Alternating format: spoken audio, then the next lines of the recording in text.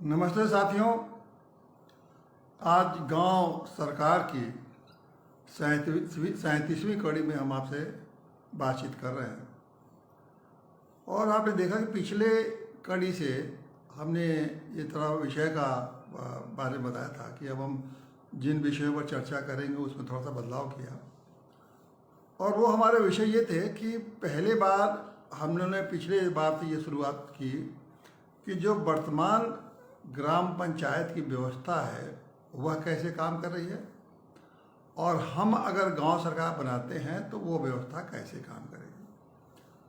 इसका उद्देश्य ये था कि ताकि आप बिल्कुल तुलनात्मक समझ सकें कि जो वर्तमान ग्राम पंचायत है, जो इसकी व्यवस्था है, वो कितना लाभ दे रही है या दे सकती है, और गांव सरकार अगर बनती है तो उसका क्या लाभ मिलेगा, उससे क्या लोगों को फ़ायदा पहुंचेगा। तो इस तरह आपकी दृष्टि में एकदम साफ हो जाएगा कि दोनों में अंतर क्या, क्यों हम कह रहे हैं।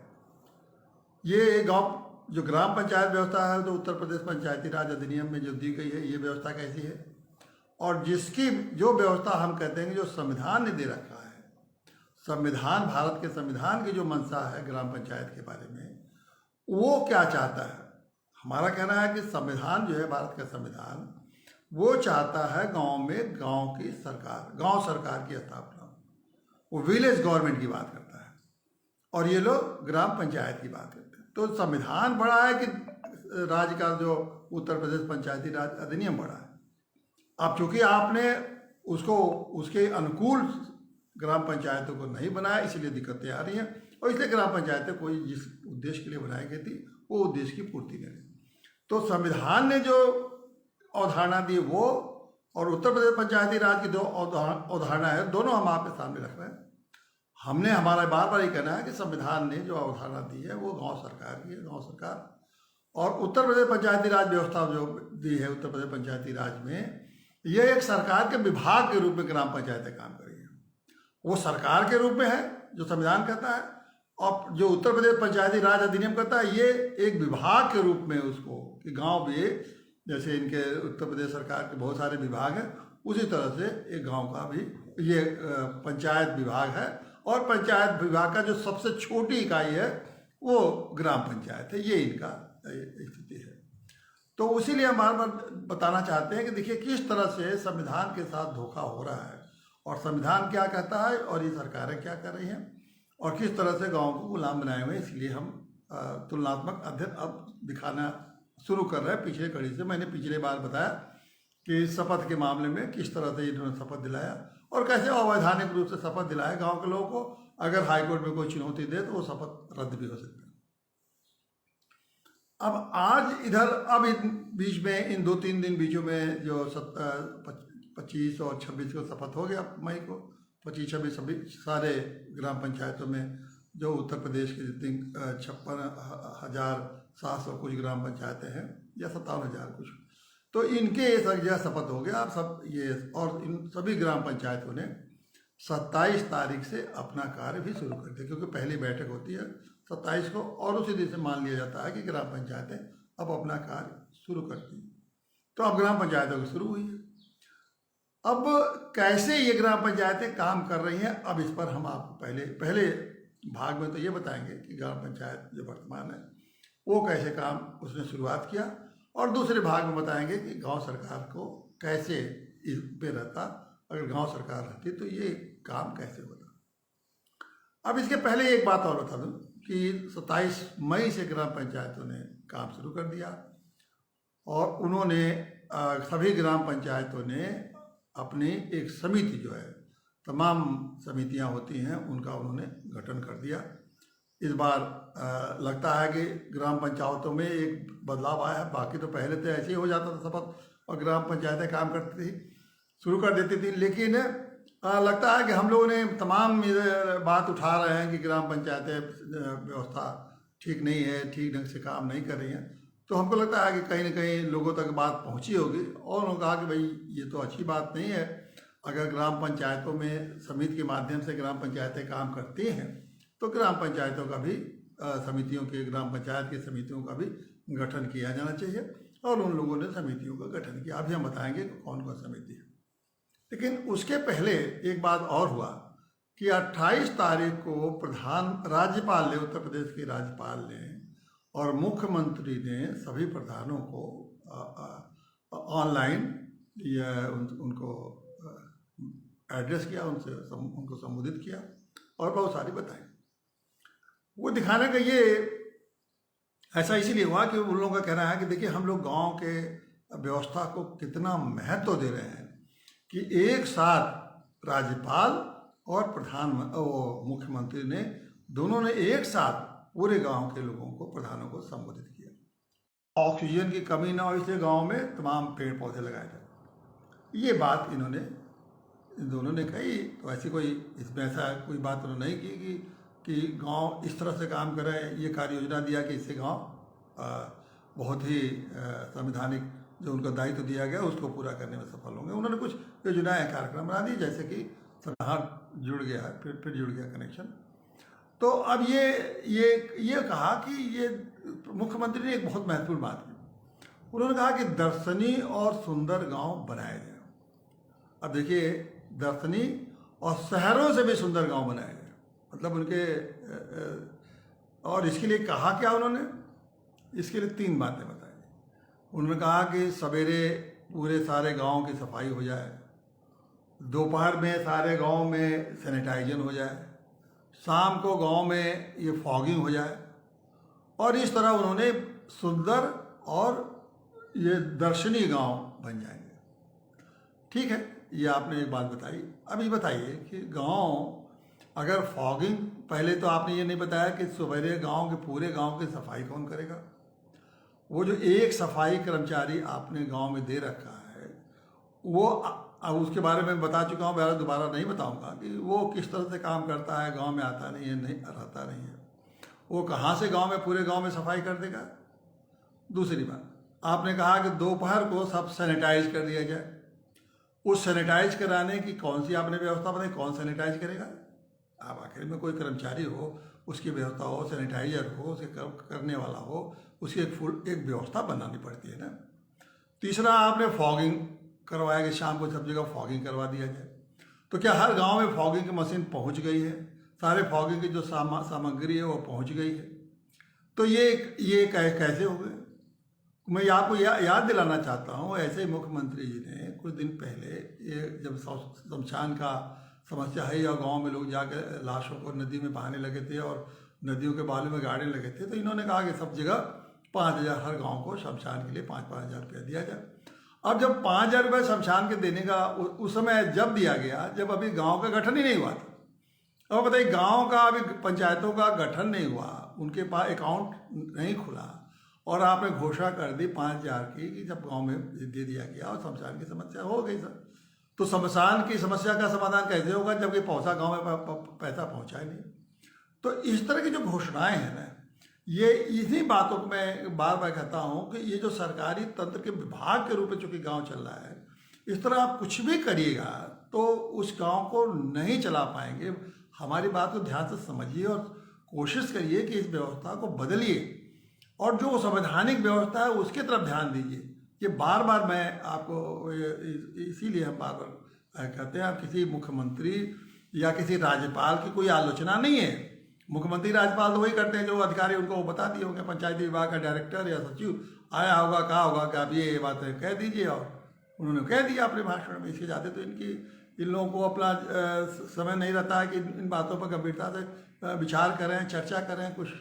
तो इसलिए मैं उनको न उनके विरुद्ध कोई टिप्पणी कर रहा हूँ और न उनकी इस तरह के सोच पर कोई मैं आश्चर्य व्यक्त कर रहा हूँ। अब मैं ये कहना चाहता हूँ कि अब आ जाइए समितियों को। आपने ये इस बार कहा कि नहीं, प्रधान बहुत केवल गांव जो पंचायतें हैं उसका मतलब केवल प्रधान नहीं है, प्रधान बहुत पावरफुल हो गए हैं लोग, और खाली प्रधान के थ्रू अब नहीं काम होगा, अब गांव में समितियों के माध्यम से काम होगा। और पंचायती राज अधिनियम में एक समितियों का गठन हुआ है, और उस गठन से आप ये बहुत लोकतांत्रिक व्यवस्था होगी। अभी तक प्रधान जी जो मंत्री करते थे उन पर एक तरह से एक नियंत्रण भी हो गया कि समितियों के माध्यम से काम किया जाएगा। अब अभी बताइए, अब ये समितियां के व्यवस्था इन्होंने कर दिया, पहले दिन जब 27 तारीख को मीटिंग हुई तो 6 समितियों का गठन किया गया कि अब समितियों के माध्यम से काम होगा। अब थोड़ा समितियों को आप समझने की जरूरत है। इन समितियों को, ये समिति की व्यवस्था बहुत दिनों से 99 से है समिति की व्यवस्था, आज से नहीं। ये पंचायती राज अधिनियम में जो संविधान के अनुरूप संशोधन हुआ वो 95 से लागू हुआ और समिति भी 99 से बन गई। उत्तर प्रदेश सरकार ने 6 समितियों की व्यवस्था की। थोड़ा सा हम आपको इन समितियों के बारे में, उसकी जो कानूनी पहलू, इसलिए बता देंगे कि भले हम नहीं समझते हैं, गाँव के लोग इस कानूनी पहलू को समझ पाएंगे, लेकिन जो जितना समझ सकें, जो लोग समझ सकें या जब भी समझना चाहेंगे तो आपको हमेशा ये उपलब्ध रहेगा, इसे समझ सकते हैं। एक बात यहाँ आपको और मैं कह दूँ कि जब हम पूरे देश की पंचायती राज व्यवस्था के बारे में बात कर रहे हैं, कोई ये नहीं है केवल हम उत्तर प्रदेश के बारे में करते हैं, लेकिन उत्तर प्रदेश की इसलिए बात करते हैं कि उत्तर प्रदेश पंचायती राज अधिनियम का जो व्यवस्था है लगभग पूरे देश में उसी तरह की व्यवस्था है, उसी तरह से पंचायतें काम कर रही हैं। तो अगर उत्तर प्रदेश की पंचायती राज व्यवस्था को आप समझ जाएंगे तो देश भर की पंचायती राज व्यवस्था लगभग उसी तरह से काम करती है, उसको समझ जाएंगे। अब इसको आप ये समझिए कि जैसे उत्तर प्रदेश में ये व्यवस्था है समितियों का, उत्तर प्रदेश पंचायती राज अधिनियम की एक धारा 29 है जिसमें कि ये लिखा गया है कि ग्राम पंचायतें, अब आप यहाँ थोड़ा फिर रुकेंगे हम, देखिए हम पहले आपको बता चुके हैं कि गांव में 3 संस्थाएं हैं। एक तो गांव सभा है। गांव सभा मतलब जितने गांव के वोटर हैं, जितने गांव के वोटर वो लोग मिलके पूरा का पूरा सभी मिलके, मान लीजिए गाँव में 2000 की आबादी है लेकिन वोटर 1800 है, तो ये जो लोग 1800 लोग हैं यही गांव सभा है। ये सारे लोग मिलके एक गांव सभा बनाते हैं। और ग्राम पंचायत क्या है, ये जो 1800 लोग हैं ये प्रधान को चुनते हैं और फिर वार्ड के सदस्यों को चुनते हैं। अभी जब चुनाव हुआ, ये मैं बता चुका हूँ कि वार्ड में कितने सदस्य होते हैं। छोटे गांव में कम से कम 9, फिर और थोड़ा बड़ा गांव है तो 11, फिर 13 और सबसे अधिक से अधिक 15 वार्ड। अब ये 15 सदस्य और एक प्रधान ये मिलके ग्राम पंचायत बनाते हैं और जितना भी पंचायती राज अधिनियम में अधिकार दिया गया है वो इसी ग्राम पंचायत को दिया गया है और यही निर्णय लेगी।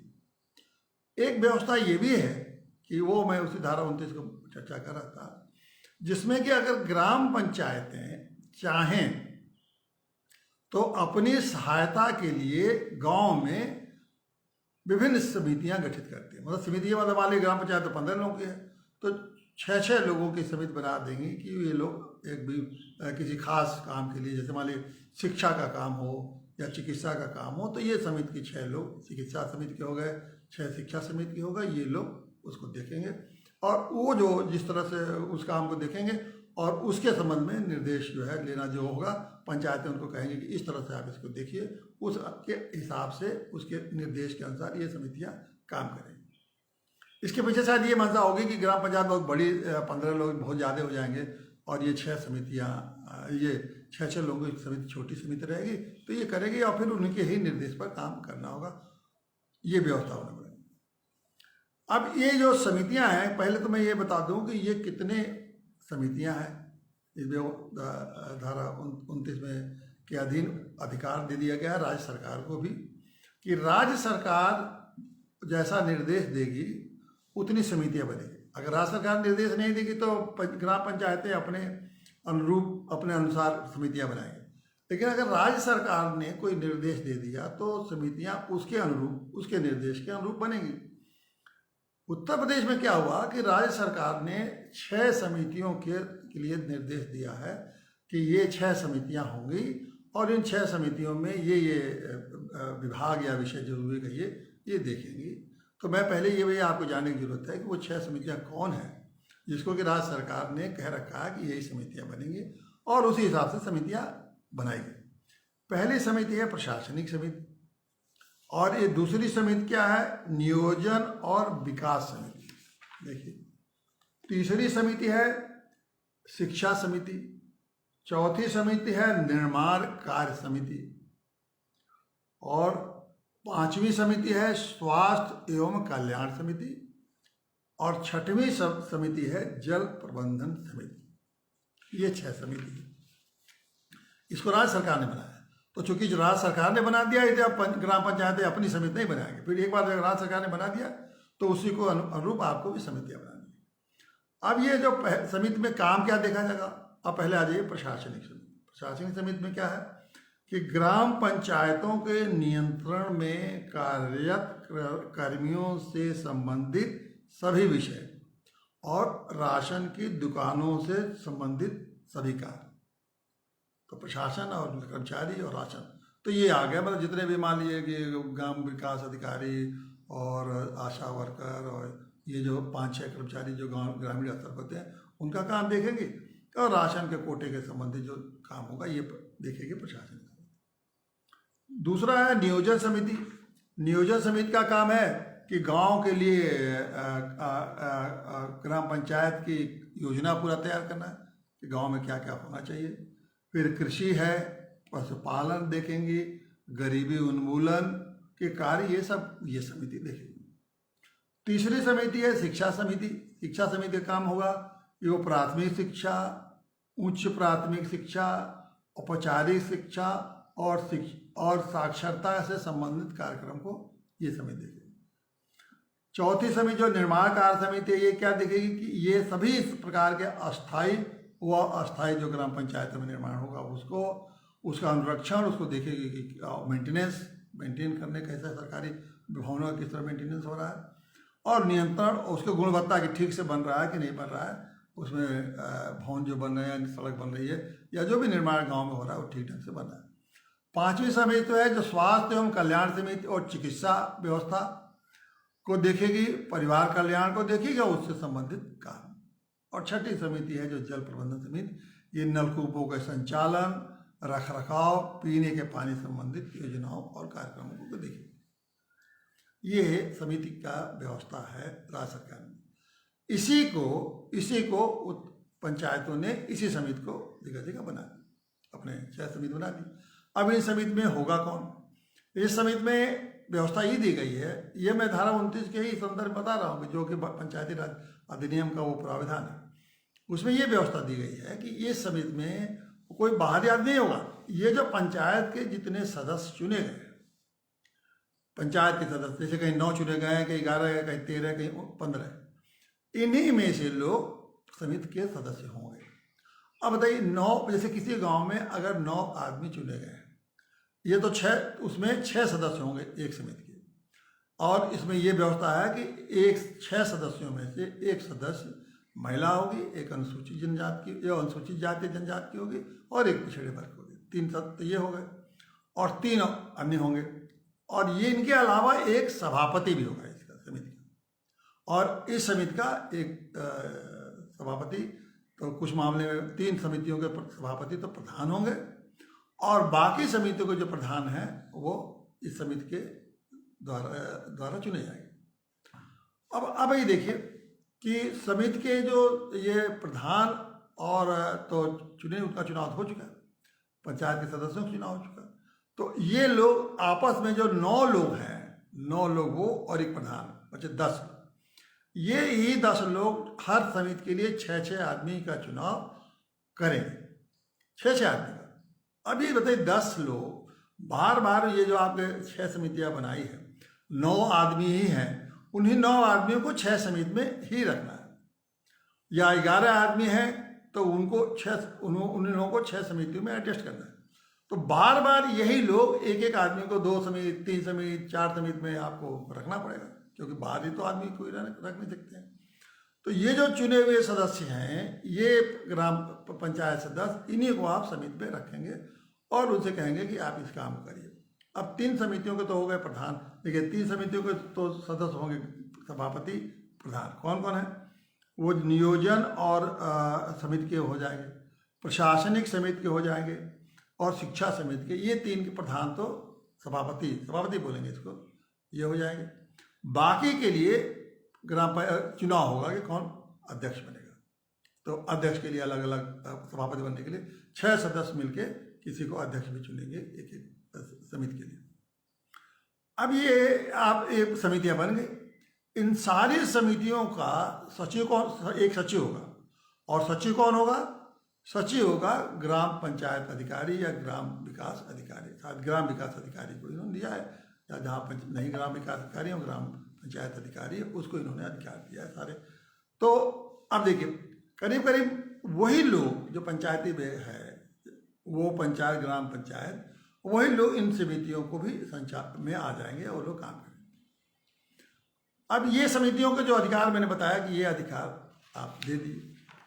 अब ये आप ही बताइए कि ये जो समिति है, ये बिल्कुल मुझे, मेरी नज़र में ये एक बिल्कुल फालतू व्यवस्था है, जिसको बिल्कुल फालतू, जिसका कोई परिणाम कभी निकल ही नहीं।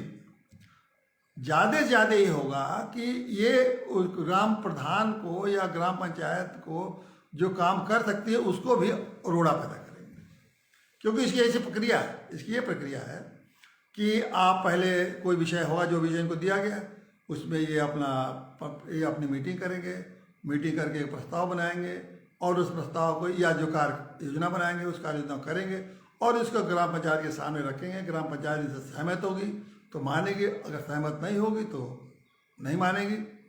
तो इसका मतलब हर काम के लिए पहले तो वही पंचायत के जो ग्राम पंचायत के सदस्य हैं, कोई ज़्यादा तो है नहीं, 9, 11, 15, कौन सा बहुत जल्दी बड़ी संख्या है, वो लोग पहले इनका देखेंगे कि ये लोग क्या कर रहे हैं। तो पहले इनका रिपोर्ट आएगा, फिर उसको वो देखेंगे और उसको मानेंगे, फिर ग्राम पंचायत उस पर निर्णय लेगी, फिर उसके कार्यादेश जारी होंगे।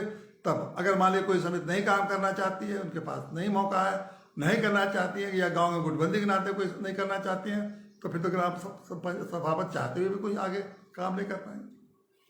और जब खुद ही ग्राम पंचायत एक छोटी संख्या के अधिक हैं, 11 लोग, 9 लोग, तो ये उन्हीं लोगों को बार बार इधर उस समिति में जाके कौन सा वो नई चीज़ दे देंगे और कोई सा नई व्यवस्था दे देंगे।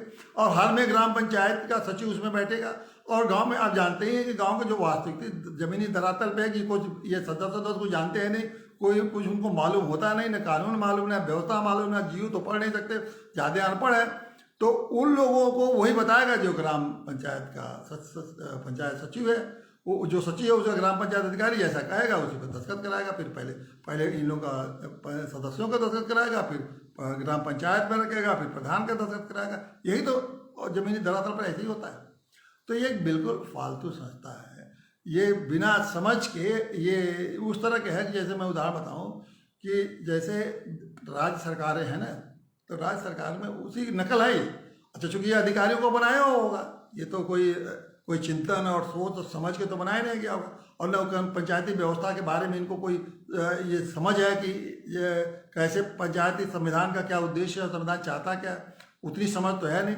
तो कुछ IAS अधिकारियों ने या उनके पंचायत के अधिकारियों ने बनाया होगा, और उनकी पंचायत अधिकारी चाहे IAS अधिकारियों की आप जानते हैं कितनी समझ होती है, उनको तो फाइल वाली समझ होती है, उसके आले जाते तो वो ज़मीनी हकीकत का उनको पता बहुत कम होता है। कुछ हैं, बहुत थोड़े हैं, गिने चुने, जिनको ज़मीनी हकीकत पता, बाकी फाइलों और किताबों से और पुरानी किसी राज्य में कैसी व्यवस्था चल रही है, देश में कैसी व्यवस्था चल रही है, उसके तमाम रिपोर्ट निकाल लेंगे। आजकल तो गूगल की व्यवस्था है, गूगल से निकलवा लेंगे सब, और निकल के उसी हिसाब से बन के और नेताओं के सामने रख देंगे। और नेताओं के तो आप योग्यता आप जान ही रहेंगे कितनी योग्य और लोग हैं कि वो लोग चीज़ों को समझ सकें। तो इस तरह से ये बनाया। अब ये समिति में अब देखिए, अब ये समिति के माध्यम से आप उनको व्यवस्था जो है बड़ा आदर्श व्यवस्था है। अगर ये चलने लगे तो वाह क्या बात है, कोई बात ही नहीं है। लेकिन ये कभी नहीं चल सकती, असंभव है, जो कि गांव पंचायतों के जो चुने हुए सदस्य हैं और जो व्यवस्था है इसमें, उसमें चल ही नहीं सकती। ये मान लीजिए, आप करके देख लीजिएगा जो भी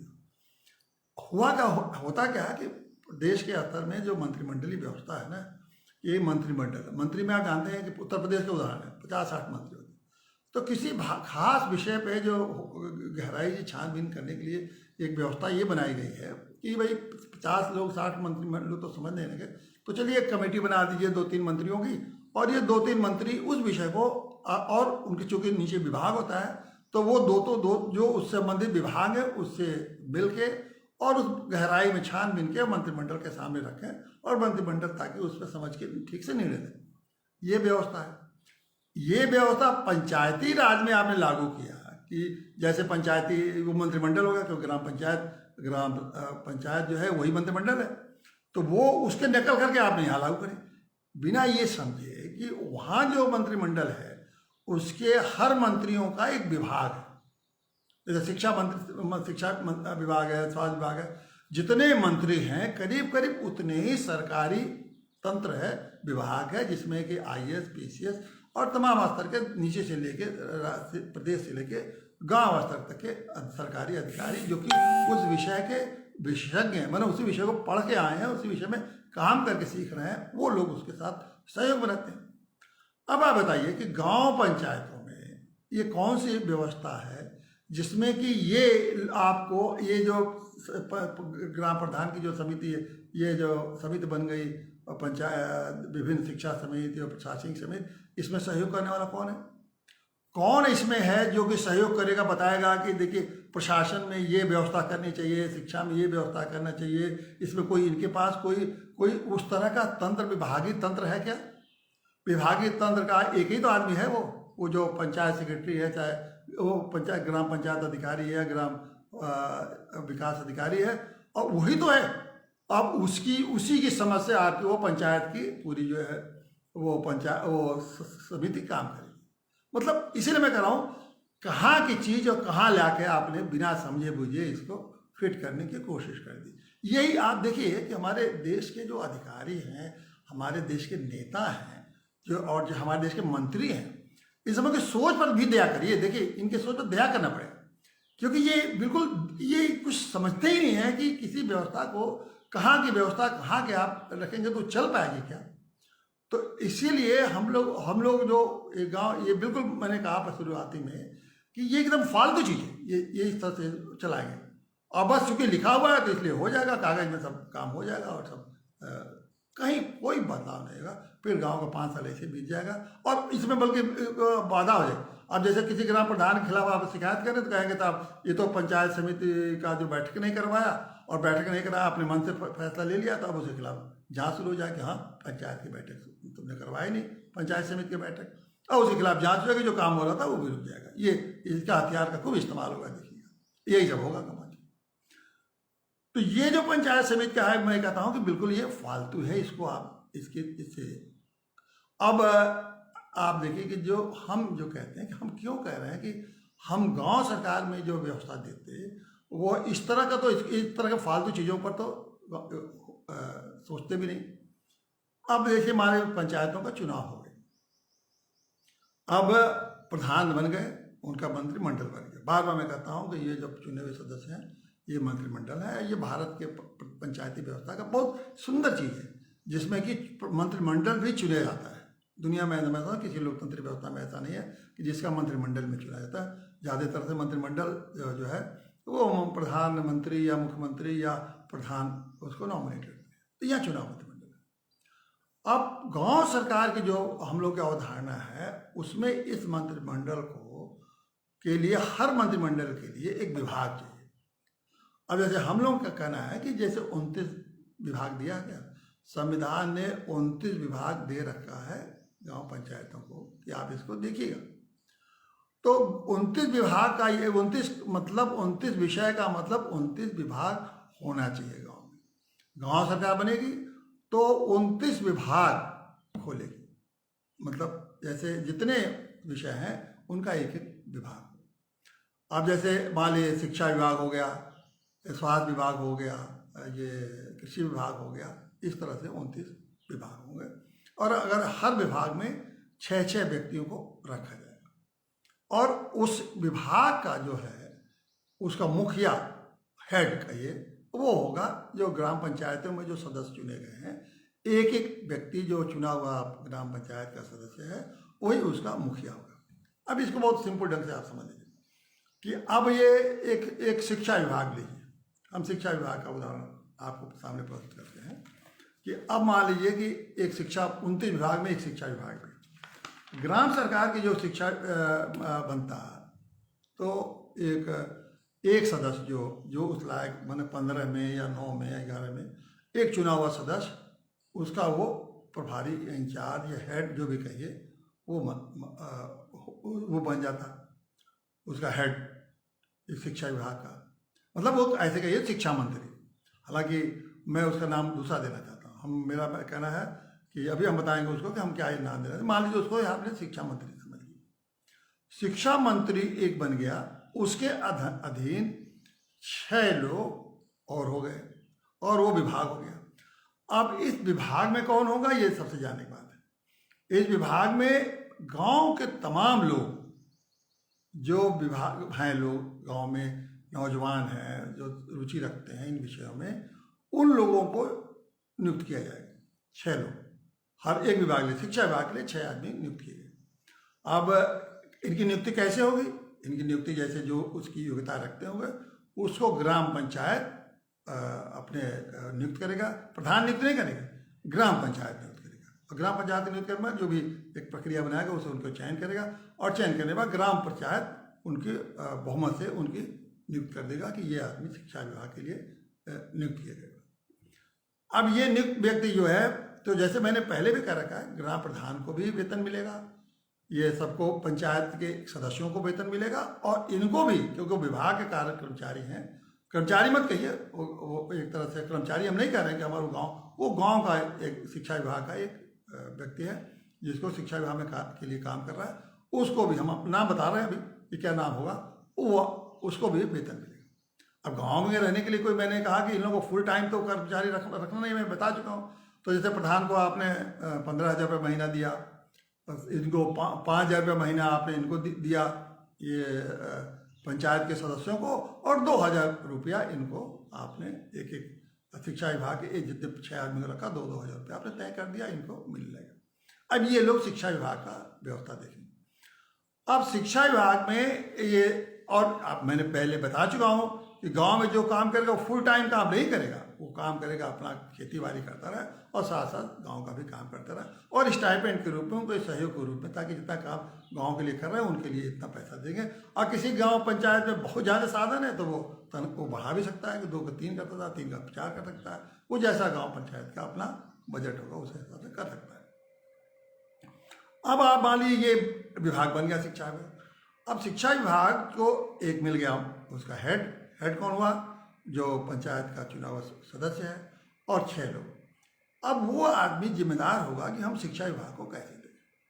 अब शिक्षा विभाग में मान लीजिए शुरू करते हैं कि पहला तो ये है कि वो शिक्षा भवन है, शिक्षा भवन स्कूल, तो एक आदमी की जिम्मेदारी दे दी गई इस पे 6 में से, कि आपकी जिम्मेदारी होगी कि उस भवन का रख रखाव कैसे हो, भवन के पेंटिंग टेंटिंग कैसे हो, भवन के देख रेख में सफाई वफाई, वहाँ उनके साथ भवन और देख रेख सफाई का काम उनकी जिम्मेदारी देगा। वो जिम्मेदार होंगे उसको देखने के लिए, भवन का पूर्णतः उनकी जिम्मेदारी होगी। उसके पेड़ पौधे, भवन पेड़ वहाँ लगाना, और भवन के सज्जा और सुंदरता सब मेंटेन करना उनकी जिम्मेदारी होगी, और वो करेंगे। उनको पैसा हम दे रहे हैं तो उनको करना है।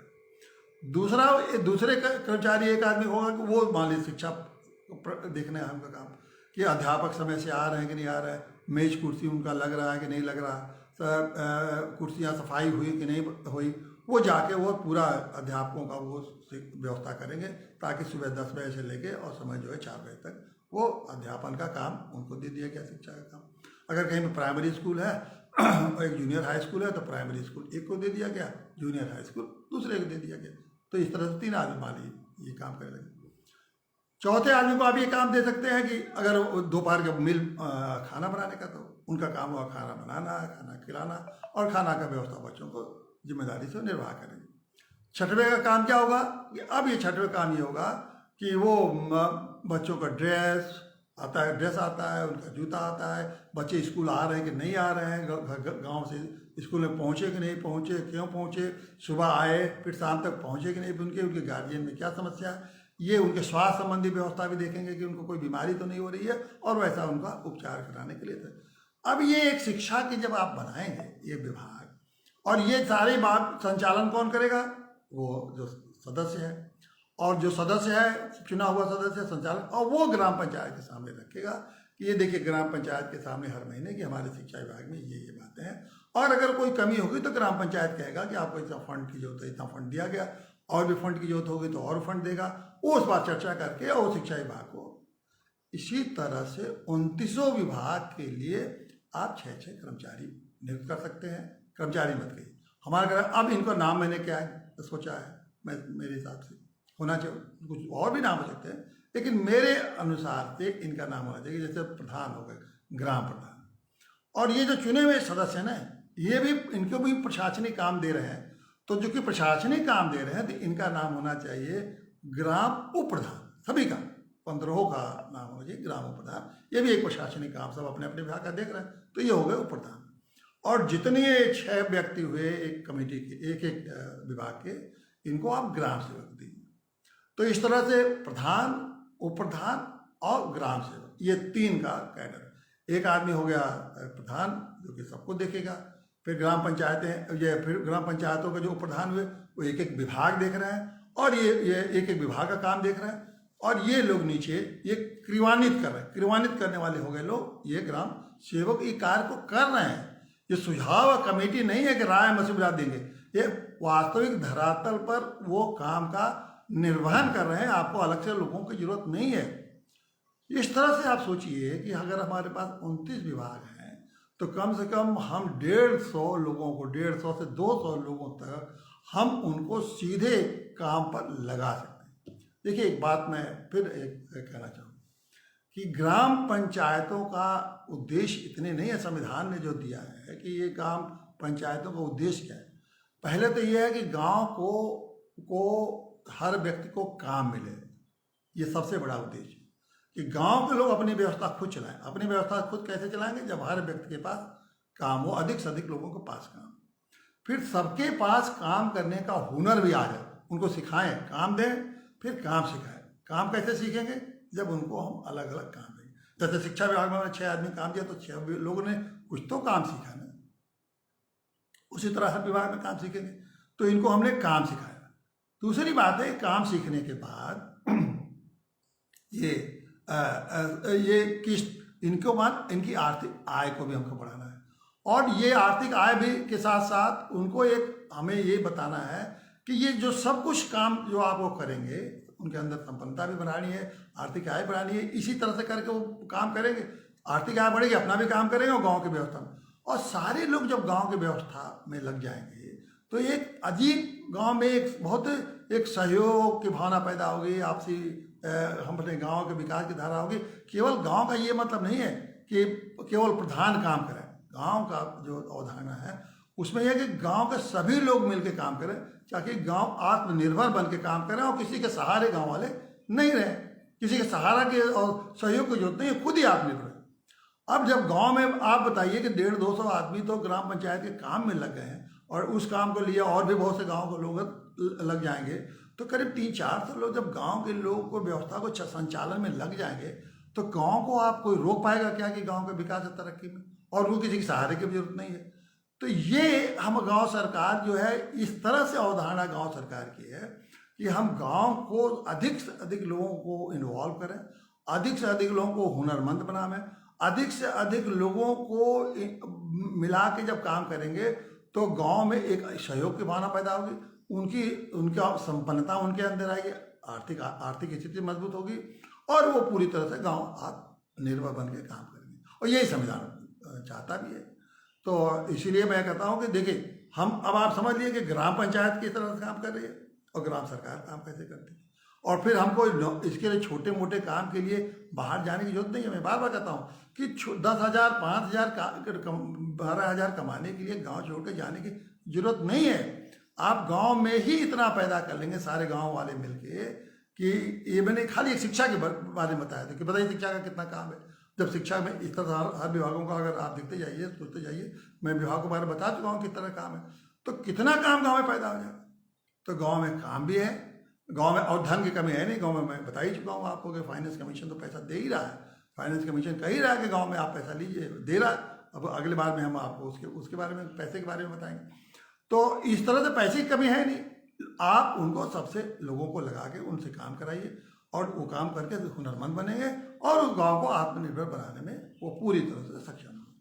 हम गाँव को स्वर्ग बनाना चाहते हैं। ये जो इस तरह का स्वर्ग नहीं कि सफाई, जैसे सबसे सुंदर योगी जी ने कहा कि गांव जो है इसको सबसे सुंदर बनाइए, शहरों से भी सुंदर गांव को बनाइए, दर्शनीय स्थल बनाइए। तो ये फॉगिंग से दर्शनीय स्थल नहीं बनेगा।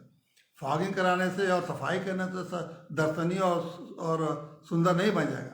गांव का जब पूरी तरह से गांव का पर्यावरण से लेके हर क्षेत्र में जब विकास होगा, प्रकृति के साथ गांव का जो हम विकास करने की विकास तो हम बात ही नहीं करते, हम तो सीधे कहते हैं गांव को हम स्वर्ग बनाएंगे।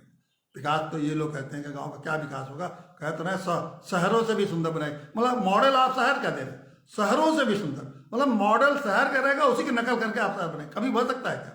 गाँव को शहर नहीं बनाना है, गाँव को पुनर्जीवित करना है और गाँव को स्वर्ग बनाना है। तो इन शब्दों के साथ आपका बहुत बहुत आभार व्यक्त करता हूँ और धन्यवाद साथी।